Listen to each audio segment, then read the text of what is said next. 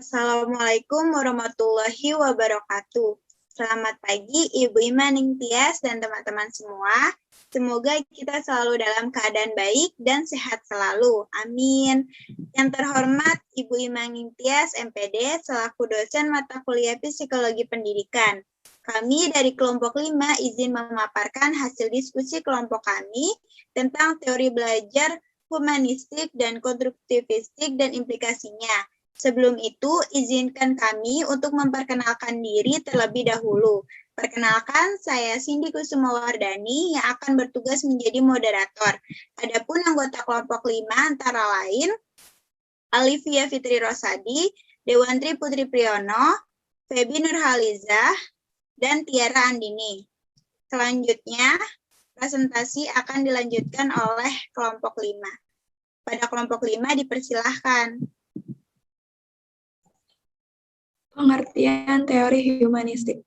Teori humanistik berasumsi bahwa teori belajar apapun baik dan dapat dimanfaatkan, asal tujuannya memanusiakan manusia, pencapaian aktualisasi diri, pemahaman diri, serta realisasi diri secara optimal.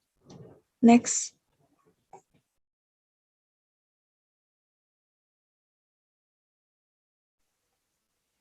Tokoh teori humanistik.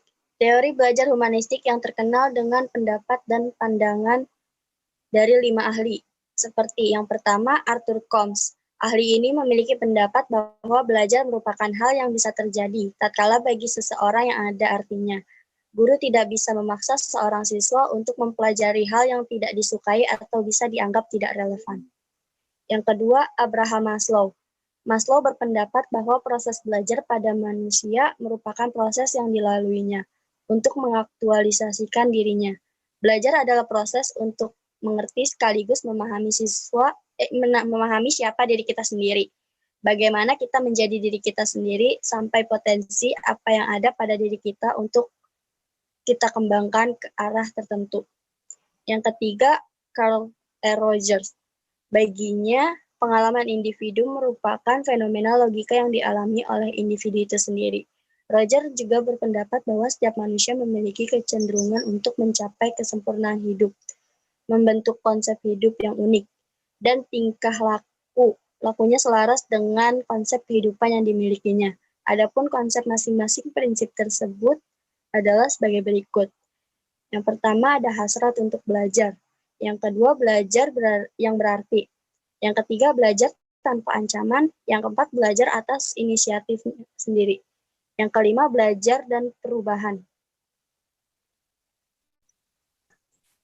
Selanjutnya, Aldous Huxley. Huxley menekankan adanya pendidikan nonverbal yang juga harus diajarkan kepada siswa, dengan tujuan menumbuhkan kesadaran seseorang. Proses pendidikan nonverbal setidaknya dimulai sejak usia dini sampai tingkat tinggi. Berbekal pendidikan nonverbal, seseorang akan memiliki banyak strategi untuk lebih tenang dalam menapaki hidup karena memiliki kemampuan untuk menghargai setiap pengalaman hidupnya dengan lebih menarik. Selanjutnya ada David Mills dan Stanley Sear. Mengajukan konsep pendidikan terpadu, yakni proses pendidikan yang mengikut sertakan afeksi atau perasaan murid dalam belajar. Menurut David Mills dan Stanley, memaparkan tujuan pendidikan terpadu secara detail, yaitu membantu murid untuk mengalami proses ilmu pengetahuan, membantu murid dalam mencapai kemampuan untuk menggali dan mengerti diri mereka sendiri, meningkatkan pengertian dan ingatan terhadap konsep-konsep dan ide-ide ilmu pengetahuan, memungkinkan murid untuk menerapkan baik proses maupun pengetahuan ilmiah untuk diri mereka, serta meningkatkan kesadaran murid terhadap dunia mereka dan setiap pilihan yang mereka ambil. Next.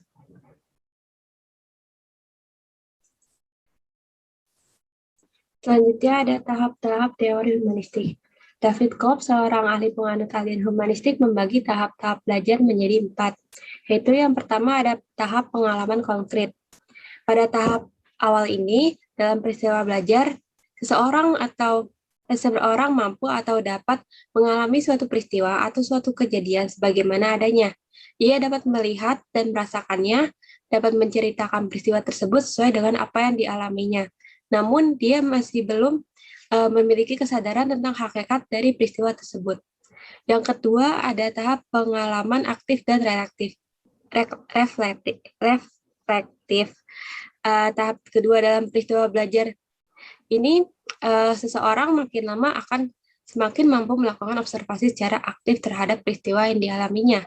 Ia mulai berupaya untuk mencari jawaban dan memikirkan kejadian tersebut. Ia melakukan refleksi terhadap peristiwa yang dialaminya dengan mengembangkan pertanyaan-pertanyaan bagaimana hal itu bisa terjadi dan mengapa hal itu mesti terjadi. Selanjutnya ada tahap konseptualisasi. Pada tahap ini, seseorang sudah mulai berupaya untuk membuat abstraksi, mengembangkan suatu teori, konsep, atau hukum, dan prosedur tentang sesuatu yang menjadi objek perhatiannya. Berpikir induktif banyak dilakukan untuk merumuskan suatu aturan umum atau generalisasi dari berbagai contoh peristiwa yang dialaminya, walaupun kejadian-kejadian yang diamati tampak berbeda-beda namun memiliki komponen-komponen yang sama yang dapat dijadikan dasar aturan bersama. Yang terakhir itu ada tahap eksperimentasi aktif.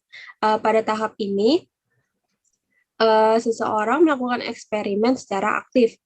Seseorang sudah mampu mengaplikasikan konsep-konsep teori-teori atau aturan-aturan ke dalam situasi nyata.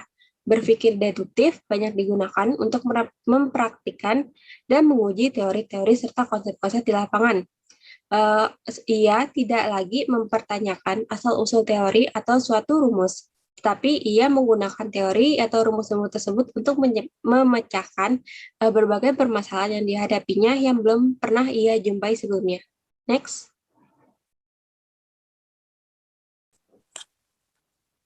Kelebihan teori humanistik.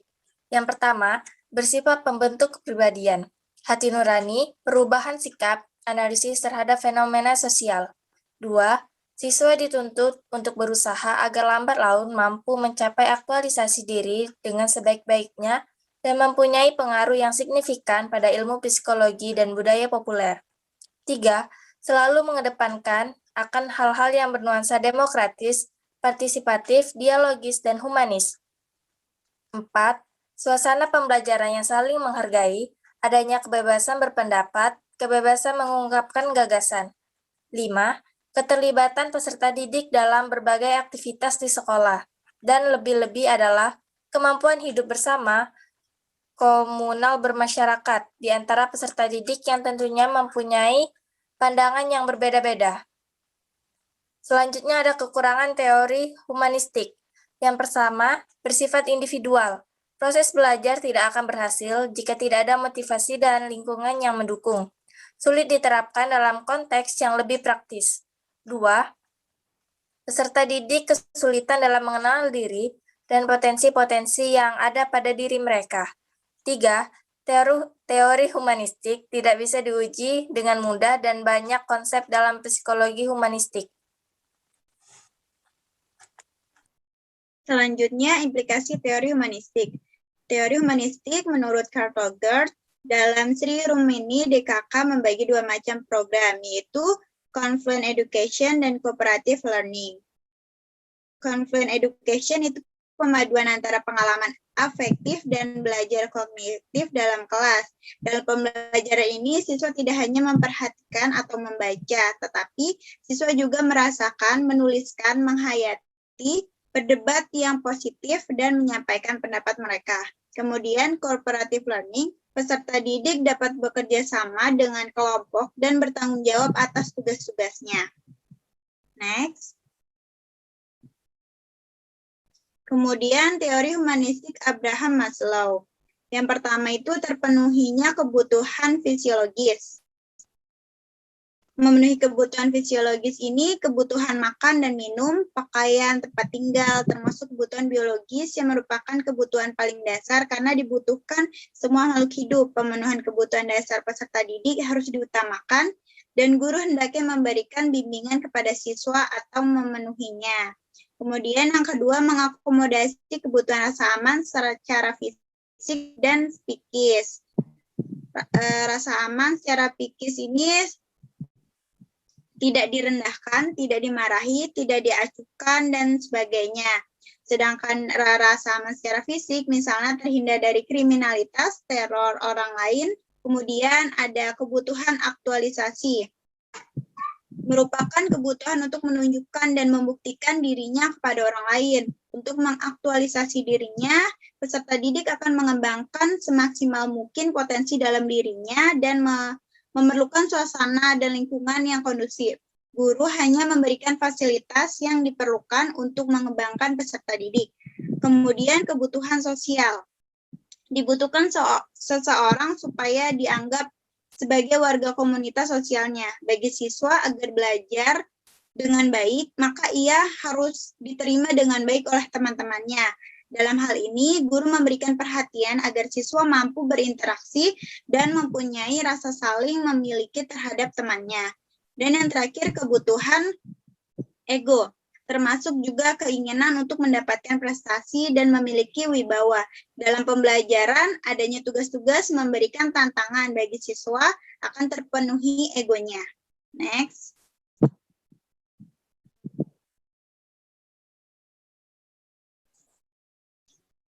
Pengertian teori konstruktivitas. Konstruktivisme merupakan sebuah teori yang sifatnya membangun dari segi kemampuan dan pemahaman dalam proses pembelajaran. Konstruktivisme merupakan sebuah teori yang memberikan keluasan berpikir kepada siswa dan memberikan siswa dituntut untuk bagaimana mempraktikkan teori yang sudah diketahuinya dalam kehidupannya. Next.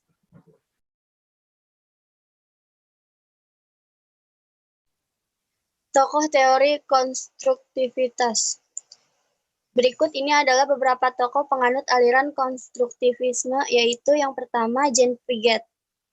Pembelajaran berbasis masalah dikembangkan di atas pandangan konstruktivis kognitif. Piaget mengemukakan bahwa pembelajaran dalam segala usia secara aktif terlibat dalam proses perolehan informasi dan membangun pengetahuan mereka sendiri.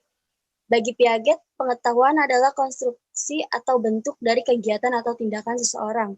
Pengetahuan tidak bersifat statis, tetapi terus berevolusi. Piaget menegaskan bahwa penekanan teori konstruktivisme adalah pada proses untuk menemukan teori untuk pengetahuan atau pengetahuan yang dibangun dari realita. Peranan guru dalam pembelajaran menurut Piaget ialah sebagai fasilitator dan moderator.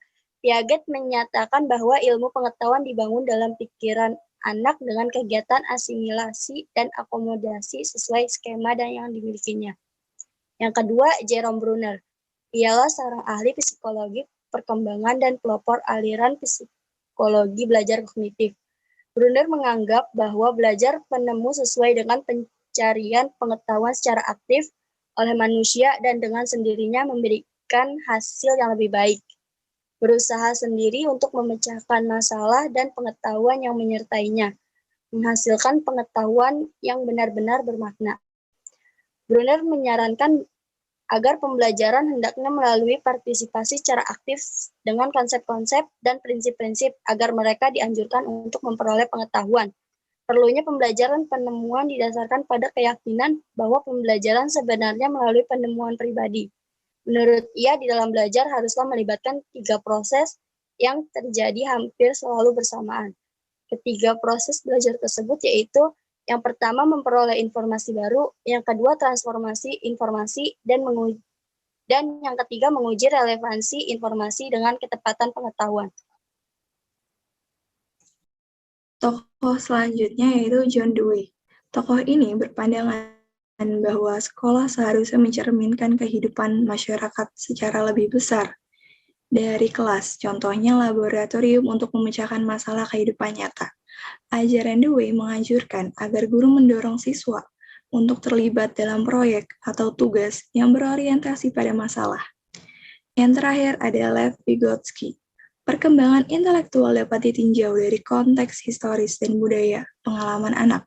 Selain itu, perkembangan intelektual juga bergantung pada sistem isyarat yang mengacu pada simbol-simbol yang diciptakan untuk membantu orang berpikir. Vygotsky memberikan setempat lebih pada aspek sosial pembelajaran Ia percaya bahwa interaksi sosial dengan orang lain mendorong terbentuknya ide baru dan memperkaya perkembangan intelektual pembelajaran. Next.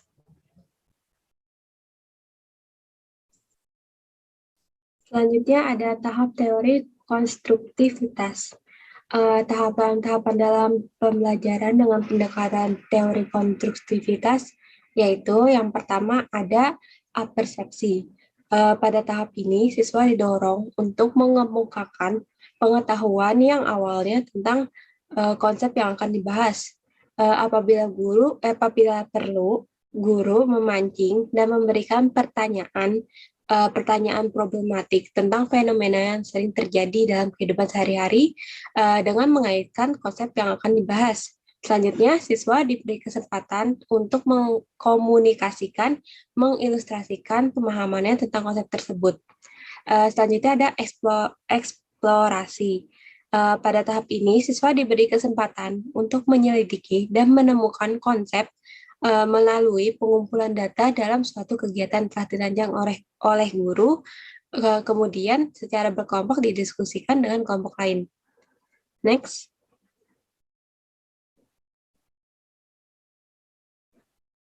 Selanjutnya ada diskusi dan penjelasan konsep. Pada tahap ini, siswa memberikan penjelasan dan solusi yang didasarkan pada hasil observasinya, ditambah dengan penjelasan guru, sehingga siswa tidak ragu-ragu lagi tentang konsepsinya. Dan yang terakhir itu ada pengembangan dan aplikasi. Pada tahap ini, guru berusaha menciptakan iklim pembelajaran yang memungkinkan siswa dapat mengaplikasikan pemahaman konseptualnya, baik itu melalui kegiatan atau pemunculan dan pemecahan masalah-masalah yang berkaitan dengan isu-isu di lingkungan. Next. Kelebihan teori konstruktivitas. Yang pertama ada berpikir. Berpikir artinya dalam proses membina pengetahuan baru, murid diajarkan berpikir untuk menyelesaikan masalah atau sebuah studi kasus dan dapat mengembangkannya menjadi sebuah ide atau membuat keputusan. Yang kedua ada paham. Paham artinya dalam proses pembelajaran, murid harus terlibat langsung dalam mengembangkan sebuah pengetahuan baru, sehingga peserta didik akan lebih paham dan boleh mengaplikasikannya dalam sebuah situasi. Yang ketiga ada daya ingat. Pada dasarnya dalam proses belajar, murid harus terlibat secara langsung dengan aktif, sehingga mereka akan ingat lebih lama semua konsep yang ada, yakni dengan cara murid melakukan pendekatan membina sedikit kefahaman mereka. Dengan cara itu, mereka akan yakin dalam menghadapi dan menyelesaikan masalah dalam situasi baru. Yang keempat ada kemahiran sosial. Artinya, dalam proses belajar, kemahiran sosial diperboleh apabila seorang murid berinteraksi dengan guru dan rekan dalam membina pengetahuan baru. Dan yang terakhir ada seru atau menyenangkan. Dalam artian, proses belajar yang benar, peserta didik pastinya akan terlihat secara terus-menerus dan semakin lama mereka akan paham, ingat, dan lebih yakin dalam memutuskan sebuah pengetahuan baru. Apabila peserta didik melakukan interaksi secara sehat dengan guru atau rekannya, maka mereka akan merasa senang dalam belajar dan membina pengetahuan baru.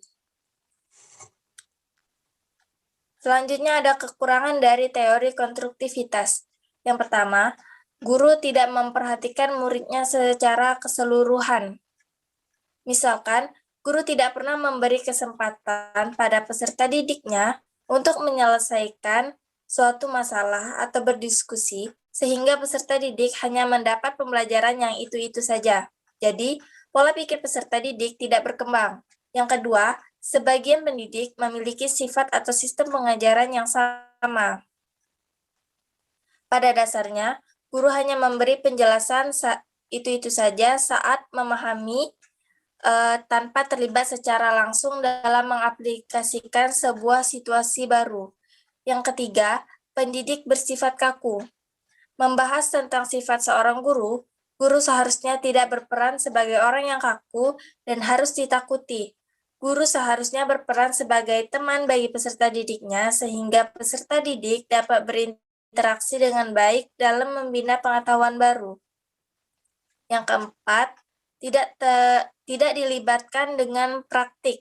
Apabila peserta didik tidak dilibatkan dalam praktik, maka daya ingat dan pengetahuan peserta didik tidak akan berkembang dengan baik. Dan apabila diberi materi baru, pasti materi sebelumnya akan dilupakan. Implikasi teori konstruktivitas. Yang pertama, menghasilkan anak yang memiliki kemampuan berpikir untuk menyelesaikan permasalahan. Yang kedua, kurikulum yang dirancang sedemikian rupa memungkinkan pengetahuan dan keterampilan dapat dikonstruksi oleh peserta didik. Yang ketiga, peserta didik diharapkan selalu aktif dan dapat menemukan cara belajar yang sesuai dan terstruktur. Di sini, guru hanyalah berfungsi sebagai mediator, fasilitator, dan teman yang membuat situasi yang kondusif untuk terjadinya konstruksi pengetahuan pada diri peserta didik. Next.